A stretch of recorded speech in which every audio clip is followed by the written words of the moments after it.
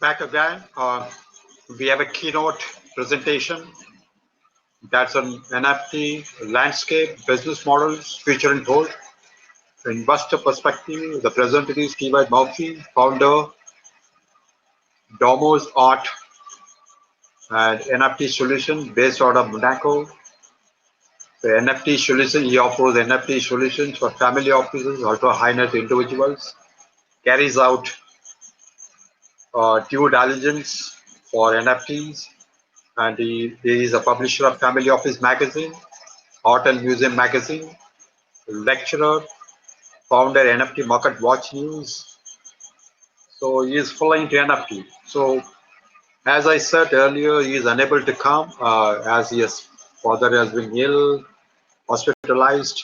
So our prayers are with him. So he has made a presentation in the morning. So I'm replaying it to have a great insight of his speech.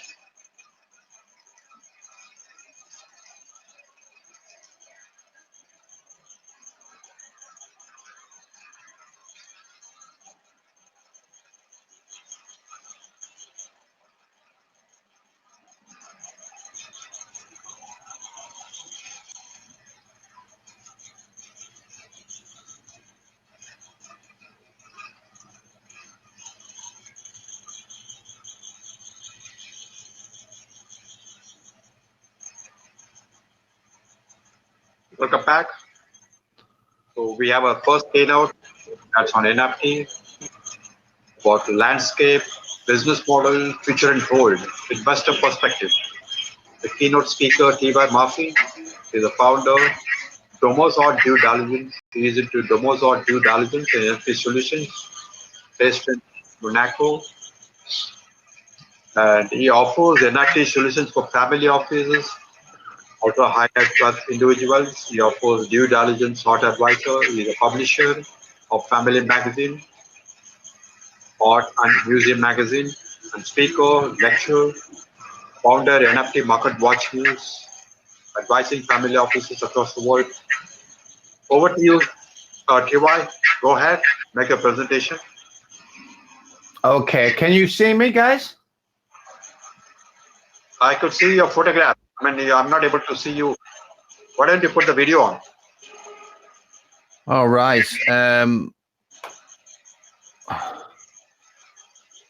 Well, it doesn't appear to be me allowing me to put the video on. I'm looking at the your videos unmuted, right? You have to. well, funny thing is, I can't see. I can't see the video on here at the moment. Okay. And we did earlier. We did 5 minutes ago, didn't we, when we were speaking? Yeah, I was able to see you. I mean. Yeah. Now I can. Right. You have to unmute. Yeah, I can't see the icon for the camera. Okay. Okay, you'll be able to make the presentation. You can go ahead with the presentation. Okay. So without the video, all right. That's yeah. I mean, your voice is clear. If there is a problem, it's okay. Or you want to refresh? You want to refresh and check? Yeah, let me refresh the browser and see if I can do that. Okay.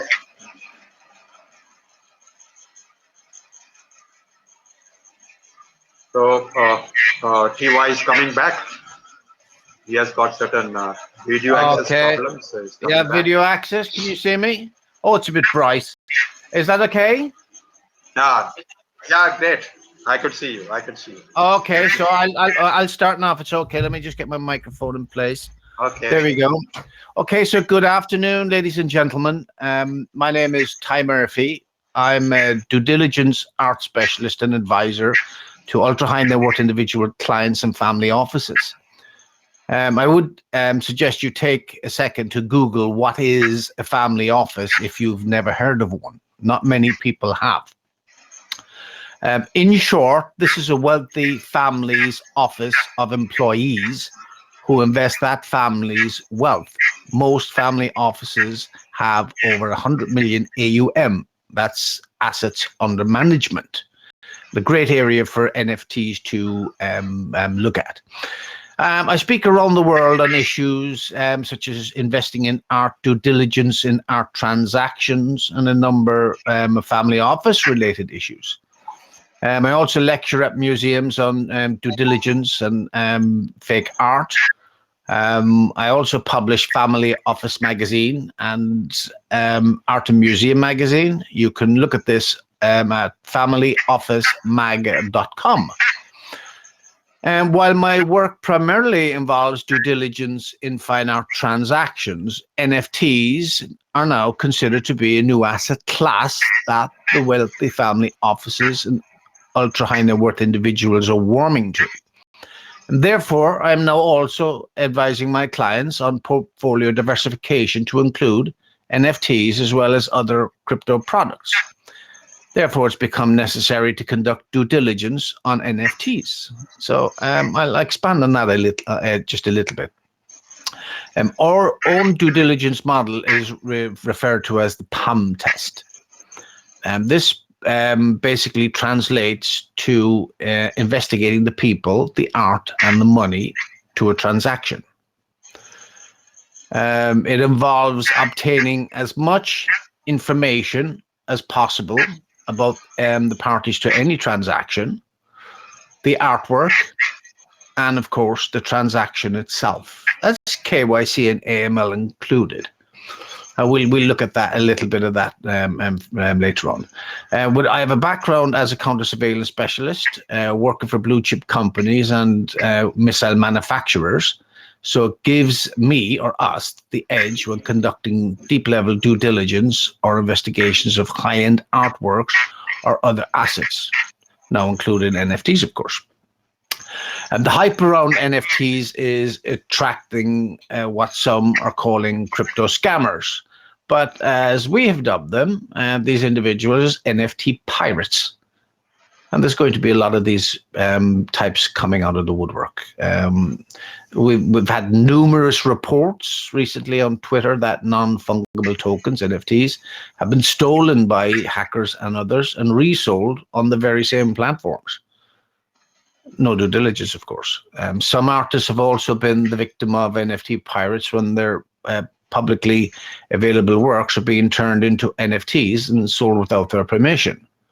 Some are even using bots to automatically turn tweets containing artwork into NFTs and tagging tokenized tweets account on Twitter. So NFTs are big business, and it's inevitable that the undesirable elements will crawl out of the woodwork and will ultimately lead to all types of scams and the creation and theft of NFTs. As we know, there has been some extraordinary developments recently, and this is for the newbies. So I'm not going to delve into this a lot. So we've got, of course, Mike Winkelmann, known as Beeple, and he sold an NFT at auction with Christie's house for a record of 69.3 million. Of course, we've got the musician Grimes, who raised 6 million by selling several pieces of digital artwork at auction through the NFT marketplace Nifty. Then we have the band's Kings of Leon, just released a full album as an NFT. And for one of the more interesting is NBA Top Shots. The NBA teamed up with Dapper Labs to create NFTs of plays from NBA games. To date, Dapper Labs has sold more than 278 million in moments, according to the crypto tracker Crypto Slam. While these developments are more driving the buzz, there are many pitfalls that NFT market participants are not familiar with. Which, of course, there's legal restrictions relating to copyrighted work, which can lead to potential infringement liability. As an ardent student of the law, I can say unreservedly that licensing intellectual property rights is a complicated business and is, more often than not, the subject of detailed negotiations by lawyers and experts alike. Another issue for NFT investors, these would be wealthy investors now who are diversifying their portfolio to invest in NFTs. They find out that they only receive the token and the right to use copyrighted art associated with the NFT is for personal use only. For many not in the know, the original creator is the copyright owner who retains the exclusive rights to copy, distribute, modify, publicly perform, and publicly display the art. Where does that leave the buyer? And this brings up another interesting question about NFTs. If an NFT of an artwork by Monet is created that is owned by a museum, who owns the rights? The owner of the Monet or the owner of the NFT of that Monet? It's an interesting question. The Picasso administration, the Pablo Picasso family, are renowned for chasing down copyright infringers of images of Picasso works which are owned exclusively by the Picasso family, unless under license, of course. If you buy a Picasso NFT, you will no doubt be in legal hot water with the Picasso estate. So I'm just highlighting some issues for you to get a feel of where we see things are going. And the NFT space for investors and creators is a foreign country insofar as rights and ownership of the original creators are concerned.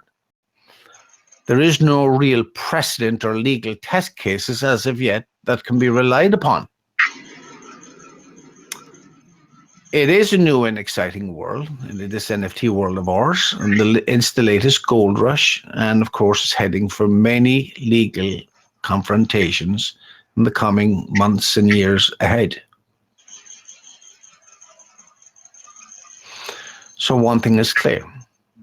As NFT investors and creators, you need to conduct some due diligence. There are, of course, simple issues that can be addressed yourself, such as researching the artist, contact them in advance of any investment transaction or purchase of an NFT. You can take steps to ensure that they are really the creators of the work and it has good and clear title.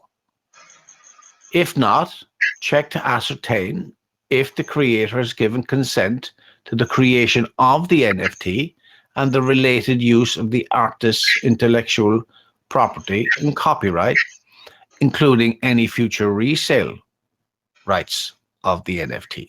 Very important point. Investors in NFTs need to check whether the NFT and related contract and underlying blockchain technology also allow resale, and if so, what are the terms? We could start with this. According to a report by the Geneva-based Fine Art Experts Institute, 50% of real art circulating in the market is being forged or misattributed. Will NFTs now follow this pattern? At Domos.uk, we have our own process for due diligence. We call it the PAM test. The PAM test means to investigate the people, the art, and the money. It's also a legal test, much like the but-for test in law. Ask a lawyer. That's the best explanation. Keeping it short. So our process on an art transaction, we would strongly advise you to apply the ABC of due diligence. Number one, assume nothing. Number two, believe no one. Number three, check everything. No trust. The reason the PAM test was created by me is that I believe the primary methods used by most art professionals to authenticate and attribute art is not sufficient in today's art world, and nor is it in the NFT world. In addition, the art world needs a legal framework, as does the NFT market. It's the Wild West out there. It's without doubt that the same applies to non-fungible token art and other crypto products. Our PAM risk-based approach helps us to determine many issues that do arise when clients are buying or investing in all types of art, real and NFT. And it goes far beyond the standard due diligence that a person would normally do, or an accountant or a lawyer or so on and so forth. In addition to the comprehensive PAM test checklist, we also use traditional investigative techniques such as surveillance, tracking, background checks, and so on. I mean, that's related to real art. We haven't really delved into that with NFTs yet, but I would suggest the same would apply to NFTs if it's big money. Suffice to say, conducting due diligence is a must when investing in physical art or NFT art. Doing it via the PAM test will give you a lot more information, enabling you, the buyer, investor, creator, to make the right decision. For anyone buying or selling high-end art or NFT art, standard KYC, know your client, know your customer, depending on where you are, details are required, including the standard stuff: name, occupation, address, date of birth, nationality. And this is all, you have to obtain all accompanying identification documents so that the artist or the buyer or seller can be verified. So, know who you're dealing with. The same relates to a company, to a trust or third-party seller. I mean, there's an interesting company out there called ID Please, interesting platform. And that's a permission-based, trusted digital identity that implements AI multi-factor authentication and unforgettable blockchain storage for traceability. Seems like a good option, keeping it all on the blockchain. This means an artist, buyer, or seller of art or NFT art can be identified immediately after the first transaction, after they're registered. There are literally thousands of brokers, middlemen, and agents out there selling real art for anonymous buyer and sellers. Now, this also now applies to NFTs again. Many operate through multiple private investment companies or offshore structures whose ownership, control, or beneficial structure is not transparent. So it depends on what side of the fence you are on this one, but if you're buying, you want to know who you're dealing with. Again, you must know who you're dealing with, and it's really not worth running the risk without conducting due diligence.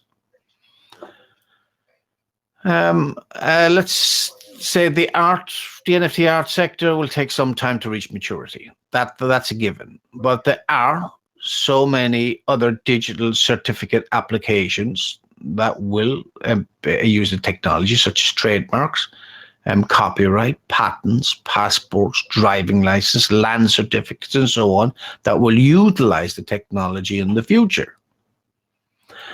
If we look at anti-money laundering, which will apply to NFTs and crypto sooner or later, sooner rather than later, some say, depends on. So the US Treasury Department issued a warning to art businesses last year to keep track of buyers' identities. The advisory came after a congressional report found that two sanctioned Russian oligarchs used art to launder money in the US. According to the advisory, the lack of transparency and the high degree of confidentiality are among the characteristics that make the art market for high-value artworks prone to such activity. The NFT market is sure to follow. It has to.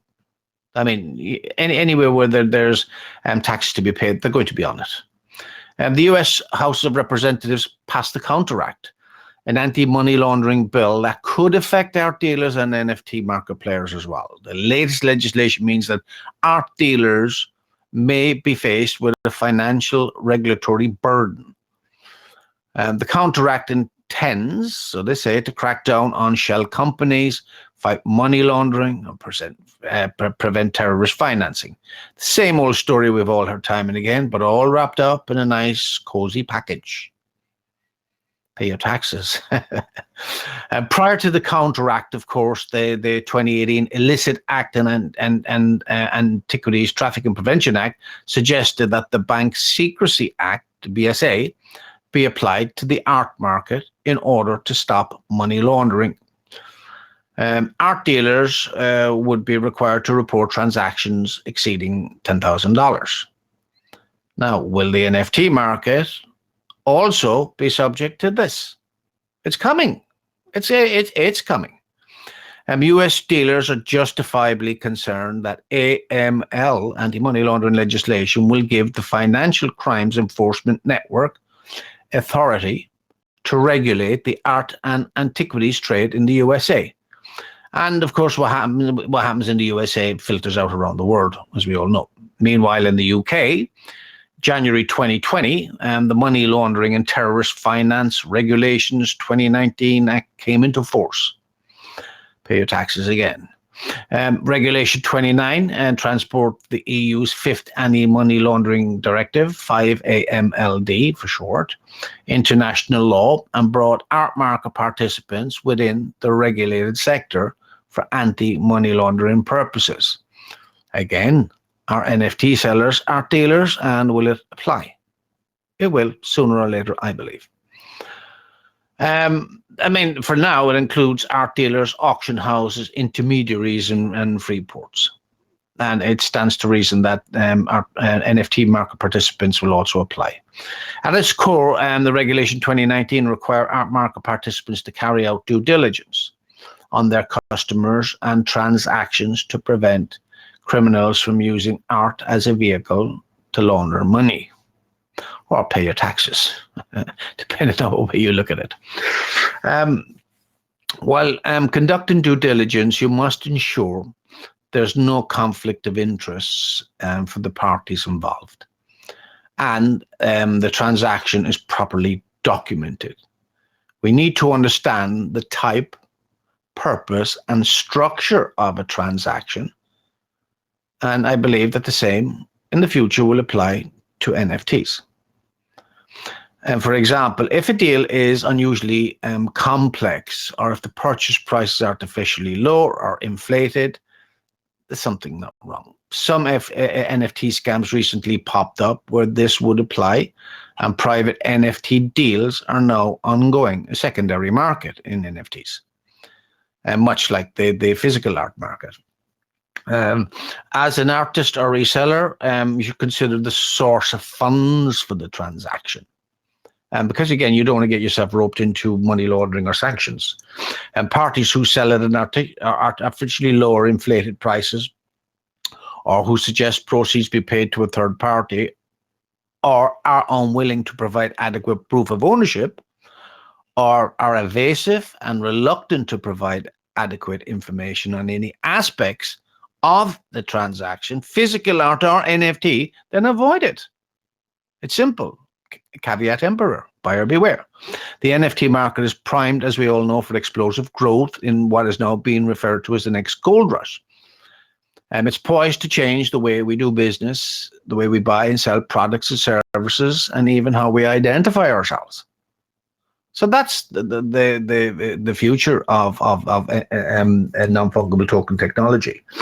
Innovative technologies and platforms such as Ethereum, ID Please, Dragon Chain, and CryptoKitties, we all know who they are, have presented the opportunity to get into this revolutionary technology for family offices and ultra-high net worth individuals while it's still in the relatively early stages. We now see a future where art galleries, museums, trademark offices, governmental departments, all types of IP will be utilizing non-fungible token technology. So where are we going? NFT Solutions is a startup, and we're following in the footsteps of NFT Investment PLC, which floated in London on the Aquis Exchange recently.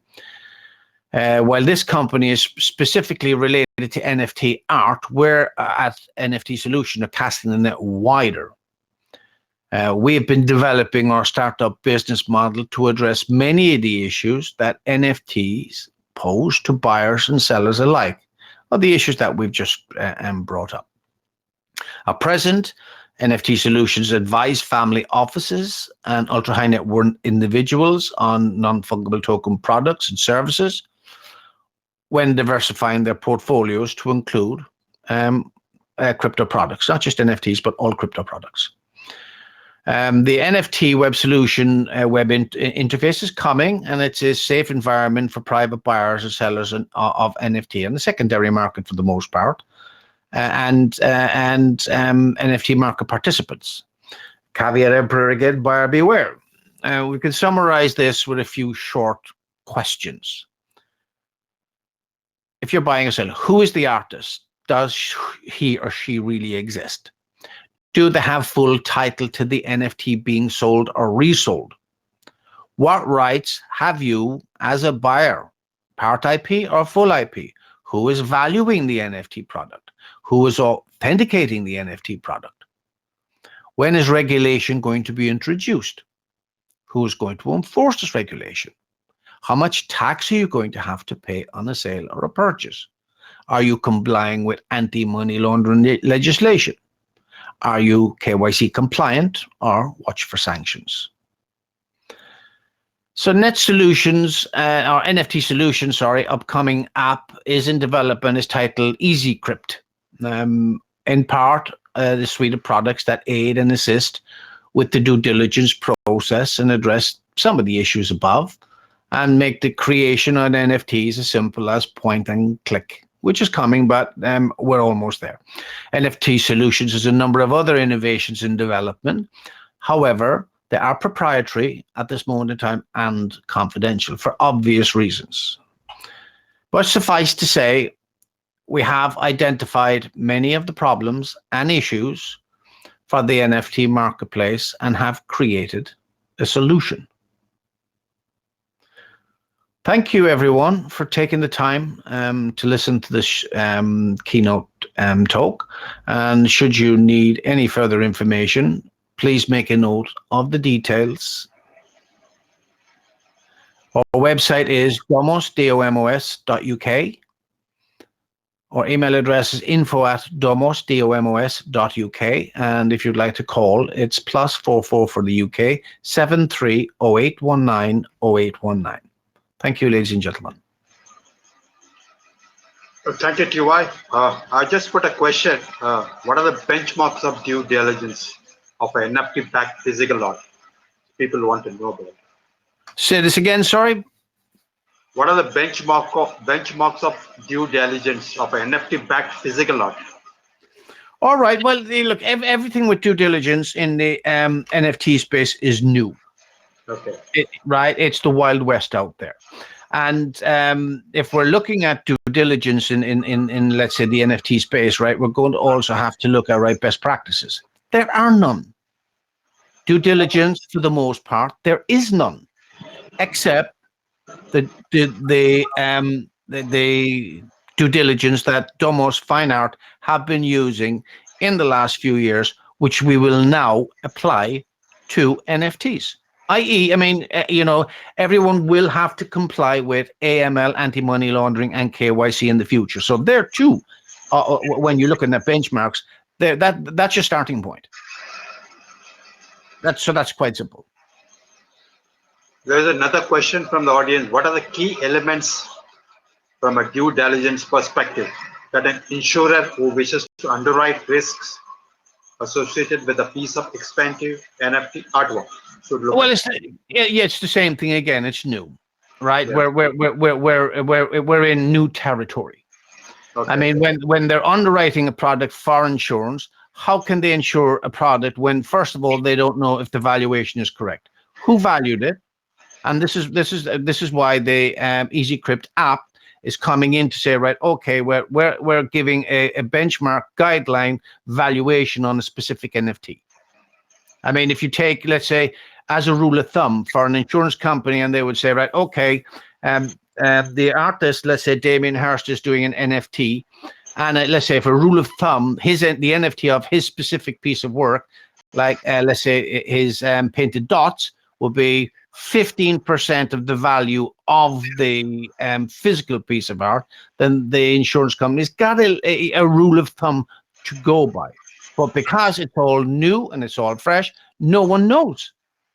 I mean, and in the real art world, They are indices and they are price guide. But when you have a buyer coming along and let's say paying 400 million for the Salvador Monday by and the Saudi prince, and be paid 400 million, 450 with fees, then you have the same with the recent sale for 66 million at Christie's. Passion buyers they just throw it right up in the air. But as a rule of thumb, for an insurance company, from an insurance company's perspective, how can you underwrite an NFT when you just simply don't know the value? You haven't got a clue. No one is doing this. No one has come forward and said, we'll do it. But we've come forward and said, yes, we're doing it. Great, great piece of information. Thank you, TY, My for pleasure. for the insights on compliance, anti-money laundering, NFT landscape, fractionalized art. So thank you for the piece of information, insight, and look forward again. Thank you. My pleasure. And thank you for having me. Thank you. Welcome.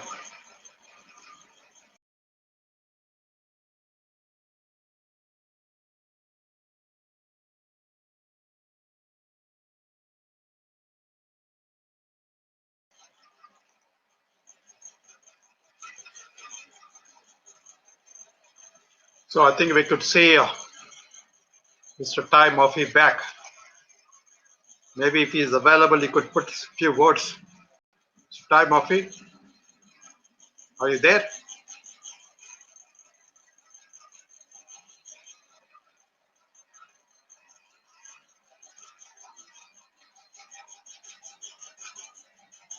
Okay, I think he is not able to, but he is present here. I'm ending the session. We go for the next session.